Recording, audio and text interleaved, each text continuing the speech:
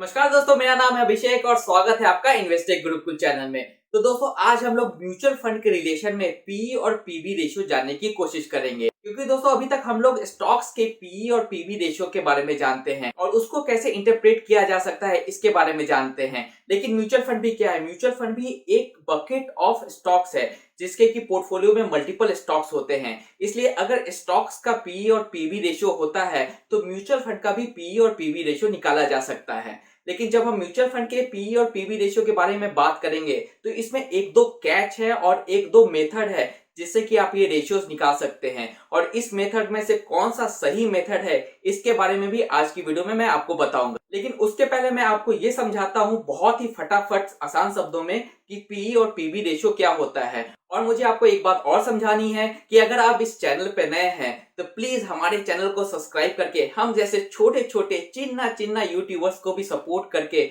Motivate करें, ताकि इस तरीके के एजुकेशनल वीडियोस हम लोग आपके लिए लाते रहें। तो चलिए दोस्तों, सबसे पहले हम लोग समझते हैं कि आखिर पी रेशियो क्या होता है। तो पी रेशियो को अगर बिल्कुल आसान शब्दों में समझाया जाए तो इसका मतलब ये होता है क्या कि आप 1 रुपए कमाने के लिए आपको उस स्टॉक में कितना रुपया इन्वेस्ट करना पड़ेगा। मान लेते हैं कि किसी स्टॉक का पी 60 का है तो आपको 1 रुपए कमाने के लिए 60 रुपए का इन्वेस्टमेंट करना पड़ेगा। अगर किसी स्टॉक का पी रेशियो 40 का है तो आपको 1 रुपए कमाने के लिए 40 रुपए देना पड़ेगा। इससे हम लोग ये इंटरप्रेट कर सकते हैं क्या कि जिस स्टॉक का पी रेशियो 60 का है वो 40 के पी रेशियो वाले स्टॉक से थोड़ा सा महंगा है। लेकिन उसके महंगे होने के पीछे का एक रीजन ये भी हो सकता है कि उसका जो पास्ट परफॉर्मेंस है और जो फ्यूचर ग्रोथ है उसके बेसिस पे वो पर्टिकुलर स्टॉक काफी महंगा है। और अगर आप ऐसे हाई पीज वाले स्टॉक्स में इन्वेस्टमेंट करते हैं तो इस टाइप का इन्वेस्टमेंट आपको ग्रोथ इन्वेस्टमेंट कहलाएगा।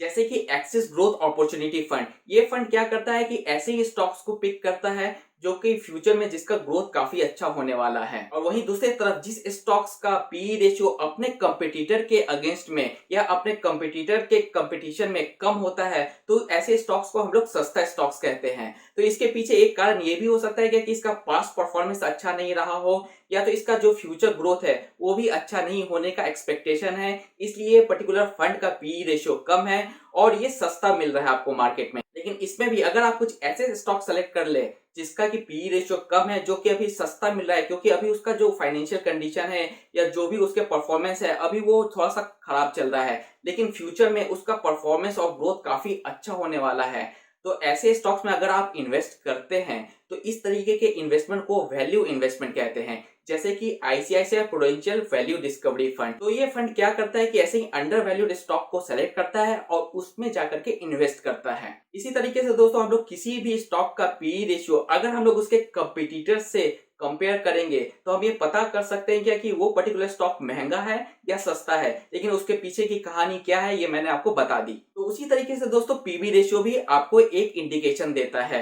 पीबी रेशियो बेसिकली वैल्यू के बेसिस के ऊपर में कौन सा स्टॉक महंगा है कौन सा स्टॉक सस्ता है ये आपको बताता है। मान लेते हैं क्या कि कोई स्टॉक का पीबी रेशियो 2 का है तो इसका मतलब ये है क्या कि वो पर्टिकुलर स्टॉक का या वो पर्टिकुलर कंपनी का जो टोटल टेंजिबल एसेट है उसकी जो वैल्यू है उससे आपको 2 गुना चार्ज किया जा रहा है स्टॉक रेट का। जिस भी स्टॉक का दोस्तों पीबी रेशियो अगर 1 का होता है तो ऐसे स्टॉक्स को मोस्टली अंडर वैल्यूड स्टॉक माना जाता है, और जिस स्टॉक का भी पीबी रेशियो 3 के आसपास में होता है तो ऐसे स्टॉक्स को ग्रोथ स्टॉक्स माना जाता है कि आगे में इसका फ्यूचर काफी अच्छा है। इसी तरीके से हम लोग म्यूचुअल फंड में भी इसका इंटरप्रिटेशन देखेंगे। लेकिन यहाँ पे ध्यान देने की ये बात है दोस्तों कि आप जब भी पी और पीबी रेशियो किसी भी स्टॉक का किसी भी म्यूचुअल फंड का कंपेयर करें तो एक बात ध्यान में रखें कि आप उसके कंपटीटर से, उसके सेक्टर से, उसके कैटेगरी से ही उसका पी और पीबी रेशियो कंपेयर करें। ऐसा ना हो क्या कि आप स्टील सेक्टर के स्टॉक्स को, स्टील सेक्टर के फंड्स को आप टेक्नोलॉजी फंड से या टेक्नोलॉजी स्टॉक से कंपेयर करें।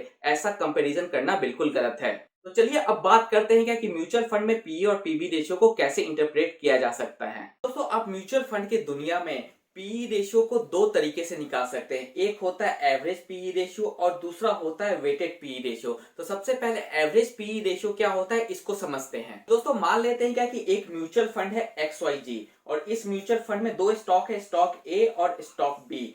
स्टॉक ए में जो उस म्यूचुअल फंड का टोटल एसेट है उसका 90% का एलोकेशन है और स्टॉक बी में 10% का एलोकेशन है। और वहीं पे स्टॉक ए का जो पी रेशियो है वो 50 का है और स्टॉक बी का जो पी रेशियो है वो 70 का है। तो अब इसके बेसिस पे हम लोग इसका एवरेज पीई रेशियो निकालते हैं। तो इसके बेसिस पे अगर हम देखेंगे तो एवरेज पीई रेशियो जो म्यूचुअल फंड का निकल के आएगा वो 60 का निकल के आएगा। लेकिन दोस्तों ये जो पर्टिकुलर आपको पीई रेशियो निकल के आया है, एवरेज पीई रेशियो, ये आपको क्लियर इंडिकेशन नहीं देगा कि आपका म्यूचुअल फंड महंगा है या आपका म्यूचुअल फंड ग्रोथ ओरिएंटेड है या वैल्यू ओरिएंटेड है, यानी कि सस्ता म्यूचुअल फंड है। क्योंकि दोस्तों आप देख सकते हैं क्या कि जो म्यूचुअल फंड XYZ है, इसमें स्टॉक ए का जो एलोकेशन है वो 90% का है और स्टॉक बी का जो एलोकेशन है वो सिर्फ 10% का है। इसलिए जो म्यूचुअल फंड XYZ का जो पोर्टफोलियो परफॉर्मेंस है वो मोस्टली डिपेंड करेगा स्टॉक ए के परफॉर्मेंस के ऊपर में, और स्टॉक बी के परफॉर्मेंस के ऊपर में वो बहुत ही मिनिमल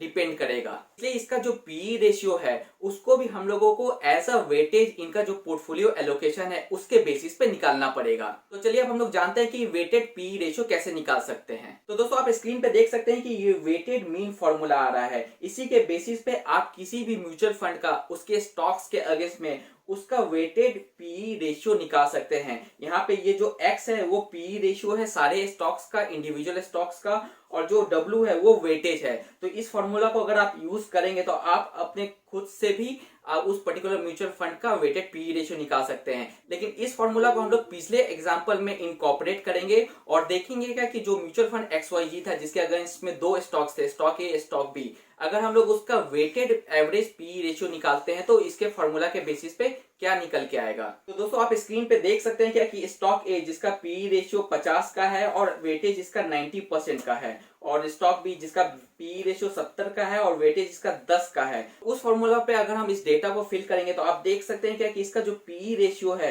वो सिर्फ और सिर्फ 52 का निकल के आ रहा है, जबकि हमने जो उसका एवरेज पीई रेशियो निकाला था वो 60 का निकल के आया था। तो इससे हम ये समझ सकते हैं क्या कि जो वेटेज पीई रेशियो है और जो एवरेज पीई रेशियो है दोनों में काफी डिफरेंस है। लेकिन हाँ, वेटेड पीई रेशियो से आपको क्लियर इंडिकेशन और कुछ ज्यादा अच्छे तरीके से आप पता कर सकते हैं कि आपका म्यूचुअल फंड अपने कंपटीटर के अकॉर्डिंग में महंगा है कि सस्ता है। तो अब ये क्वेश्चन उठता है कि आखिर इस पर्टिकुलर रेशियो को हम लोग कहाँ पे देख सकते हैं। तो अगर आपको एवरेज पीई रेशियो देखना है तो आप इसके लिए टिकर टेप पे जा सकते हैं और आप यहाँ पे देख सकते हैं कि जो टिकर टेप में पीई रेशियो निकल के आता है वो एवरेज ऑफ ऑल स्टॉक्स का पीई रेशियो होता है। तो यहाँ पे आप देख सकते हैं कि एक्सिस ब्लू चिप का जो पीई रेशियो यहाँ पे दिखा रखा है वो 61.87 का है। लेकिन आप इसी इस एक्सिस म्यूचुअल फंड को अगर आप वैल्यू रिसर्च के वेबसाइट पे जाएंगे तो वहां पे आप इसका पीई रेशियो देख सकते हैं 37 का निकल के आया है, क्योंकि इनका जो डेफिनेशन है, मेथोडोलॉजी है जो पीई रेशियो निकालने का है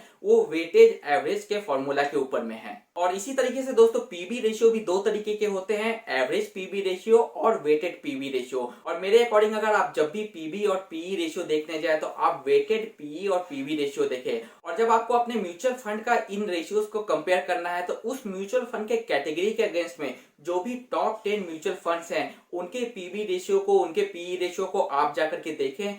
लेकिन यहाँ पे मैं आपको फिर से बता दूंगा कि आप लार्ज कैप म्यूचुअल फंड के पीई रेशियो को स्मॉल कैप के म्यूचुअल फंड के पीई रेशियो से बिल्कुल ना कंपेयर करें, ऐसा करना बिल्कुल गलत होगा। और अगर आप वैल्यू रिसर्च के वेबसाइट पे जाएंगे तो वहां पर भी आपको जो पीबी रेशियो दिखेगा वो PB ratio weighted average PB ratio रहेगा। और इस पीबी रेशियो को आप अपने कैटेगरी के other top performing mutual fund से कंपेयर करके पता कर सकते हैं कि आपका म्यूचुअल फंड महंगा है कि सस्ता है। तो आशा करता हूं दोस्तों आज का एजुकेशनल वीडियो आपको पसंद आया होगा। इसी तरीके के वीडियोस के लिए हमारी टीम के साथ में जुड़े रहें। तब तक के लिए दोस्तों खुश रहें, स्वस्थ रहें एंड कीप इन्वेस्टिंग। जय हिंद।